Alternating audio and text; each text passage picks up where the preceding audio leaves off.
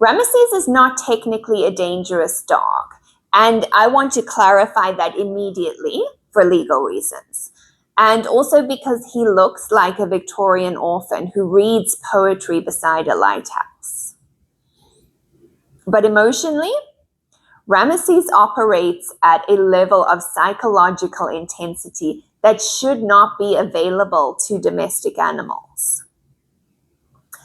Now, when we first got him, the understanding was that he would become emotionally supportive, family friendly, and perhaps a calming presence within this household, which in hindsight was a wildly optimistic interpretation of the situation.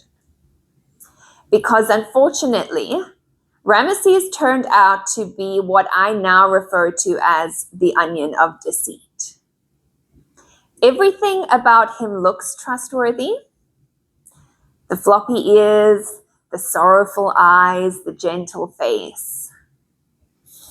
And then somebody enters the apartment and suddenly he transforms into a tiny trench soldier defending Western Europe from invasion. Honestly, he would have done incredibly well in the trenches.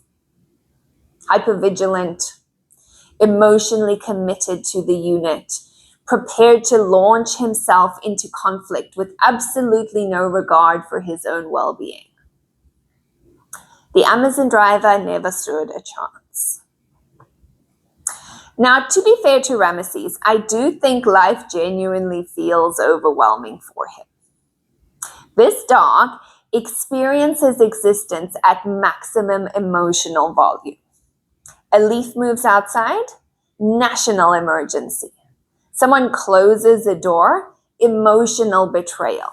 The co-custodian leaves the apartment, complete psychological collapse.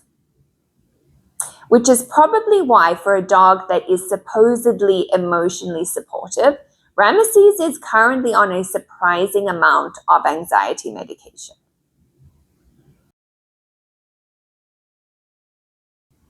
And honestly, fair enough, because at one point the situation escalated so dramatically that we sent him to an 8-week residential dog psychology board and train program at a cost of nearly 3,000 euros.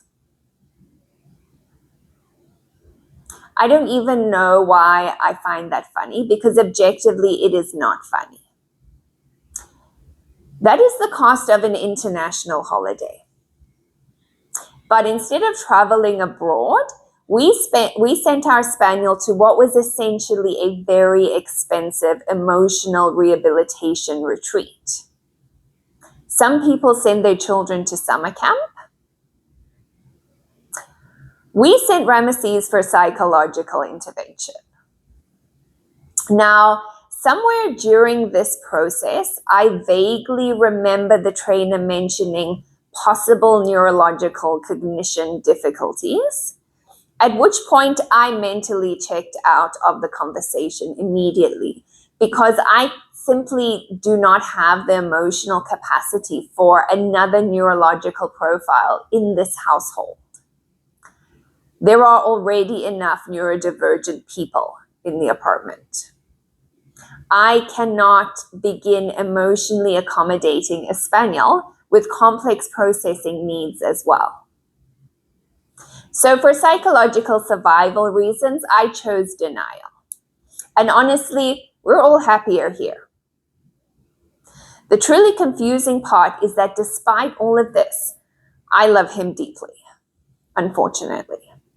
Because underneath the trench warfare instinct and behavioral instability, Ramses is also loyal, affectionate, emotionally devoted, and weirdly sensitive. Sometimes he'll quietly place his paw on Oliver's leg and look at him with this enormous emotional sincerity, like he personally understands suffering.